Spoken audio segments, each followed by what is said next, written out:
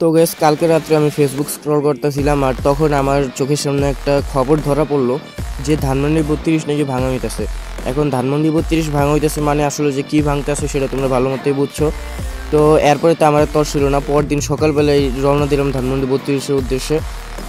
তো কোনো কিছুতে একলা যাইতে তো আর ভালো লাগে না, তো এর লাগে আমি আমার একটা বন্ধুরে ফোন দিলাম, ফোন দিয়ে করলাম এই ব্যাপার, চল ধানমন্ডি 32-এ যাই। তো আয়ও পরে মানলো। তো এই যে আমরা যখন যাইতেছিলাম ধানমন্ডি 32-এ কিছু ক্লিপ আমি তুলছিলাম, সেগুলো তোমরা অবশ্যই দেখতে পারতেছো। আর ধানমন্ডি 32 যাওয়ার পরে মনে হয় অ্যাটম বোম ফুটছে এরকম লাগছিল। দেখো এই হইলো ধানমন্ডি 32, এই ভিতরের সিনটা দেখছো।